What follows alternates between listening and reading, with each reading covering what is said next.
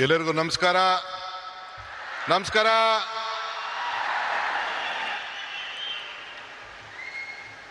Honorable Prime Minister, the leader of this country, Shri Narendra Modi ji,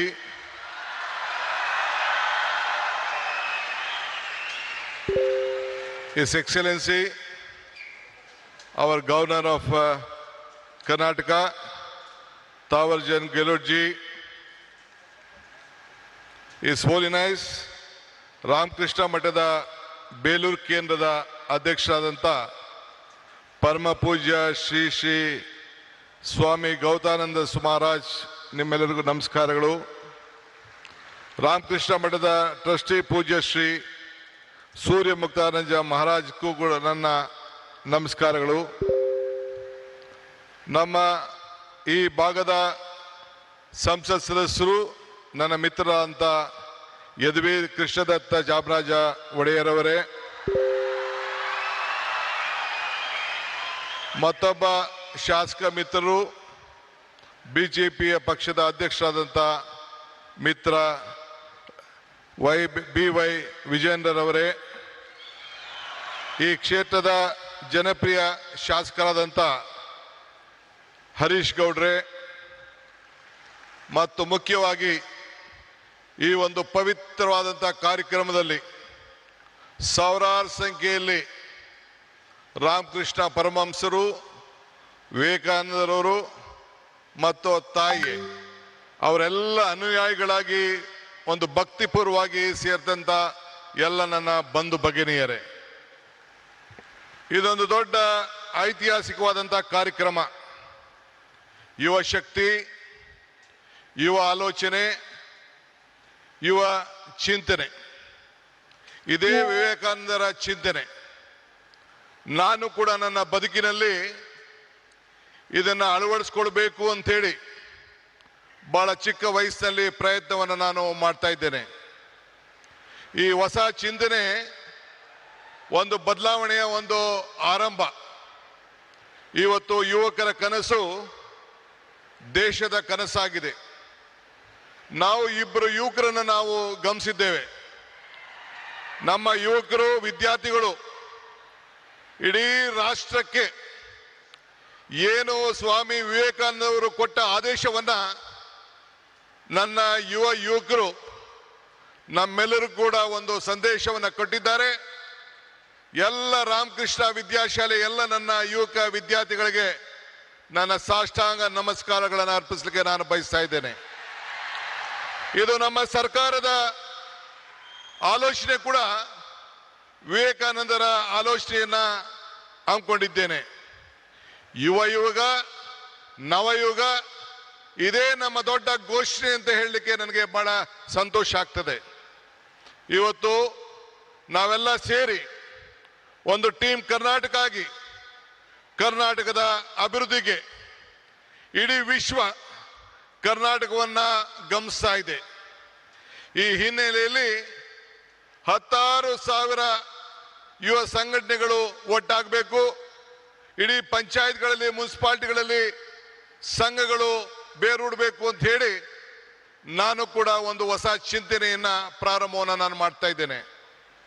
ಹಳ್ಳಿಗಳಲ್ಲಿ, ನಗರಗಳಲ್ಲಿ ನಮ್ಮ ಯುವ ಶಕ್ತಿಯನ್ನು ನಾವು ಸರಿಯಾದ ರೀತಿ ಬಳಸ್ಕೊಂಡು ಸಾಂಸ್ಕೃತಿಕ ಕ್ರೀಡೆ, ನಾಟಕ ಇವೆಲ್ಲ ಕೂಡ ಅಳವಡಿಸ್ಕೊಳ್ಳಿಕ್ಕೆ ಅನೇಕ ಕಾರ್ಯಕ್ರಮಗಳನ್ನು ಇವತ್ತೆಲ್ಲ ನಾವು ರೂಪಿಸ್ಕೊಂಡು ಬಂದಿದ್ದೇವೆ.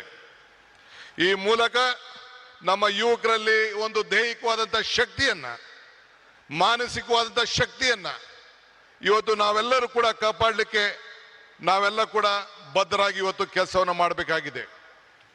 ಬಂಧುಗಳೇ, ಈಗ ತಾನೇ ನಾವು ಟಿವಿಯಲ್ಲಿ ಚಿತ್ರವನ್ನ ಗಮನಿಸೋ, ಮೈಸೂರಿನ ಇತಿಹಾಸ ವಿಶ್ವದ ಇತಿಹಾಸ.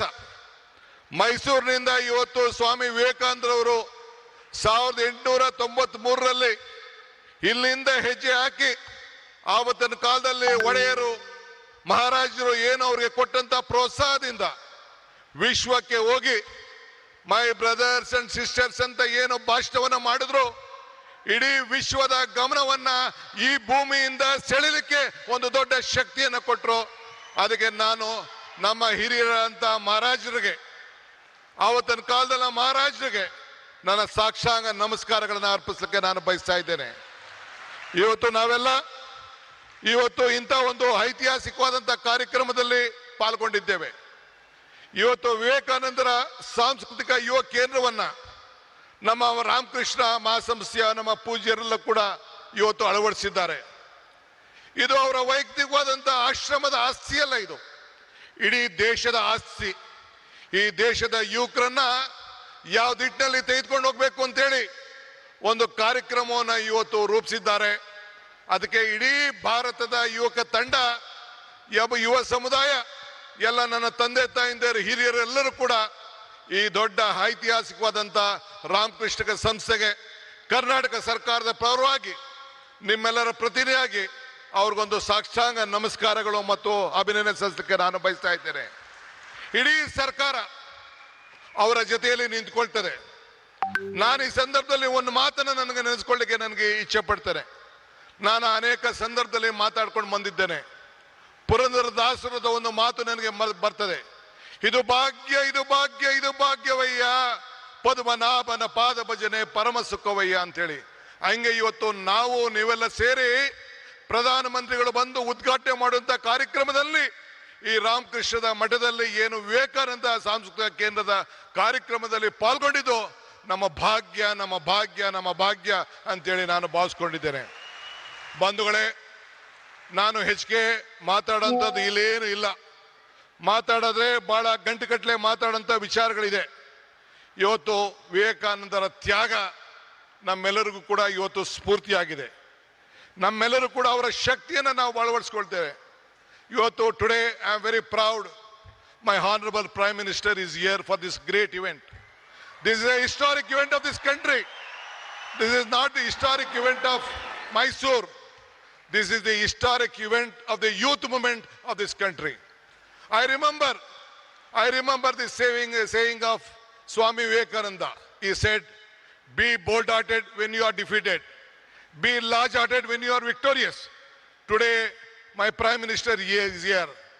I am requesting him on behalf of the government of Karnataka and all of you, you should be very bold-hearted to help us, help Karnataka, save Karnataka, because the entire world is looking at India and Karnataka through Karnataka and Bangalore.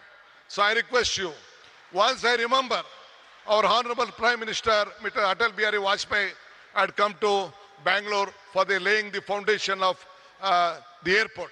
He said, there was a time when the world leaders used to come to Delhi, then they used to come to Calcutta, Mumbai, Chennai, Hyderabad, or different part of the country. Now the situation has changed. This is when Mr. S.M. Krishna, a student of this institution, was the chief minister. He said that Mr. S.M. Krishna was the chief minister. Then he laid the foundation, Atal Bihari Vajpayee laid the foundation of the international airport. Then Mr. Vajpayee said, the situation has come.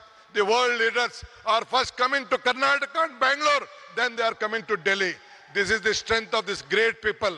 Our people are the culture. Sir, Prime Minister, sir, you see the weather, you see the culture.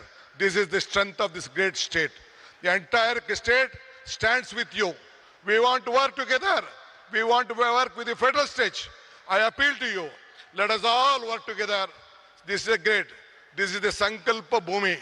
In this Bhumi, at the time when our Vivekananda traveled in a train in the history, he was traveling the ship along with Tataji. Then Tataji asked, what has to be done? He said, India is poor. This has to be a science city. Then the Tataji asked Maharaja. One day Maharaja gave more than 300 acres of land in Bangalore. That is the Indian Institute of Science, which is in Bangalore. That is the contribution of Maharajas to the science of this country.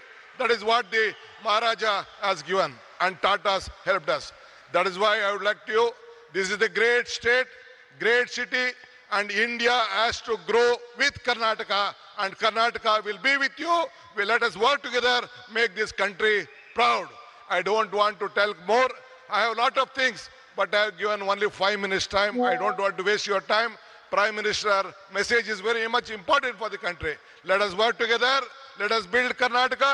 Let us build India, a strong India. Jai Hind, Jai Bharat, Jai Vivekananda, Jai Ram Krishna, Jai Mata. ಎಲ್ಲರಿಗೂ ನಮಸ್ಕಾರ.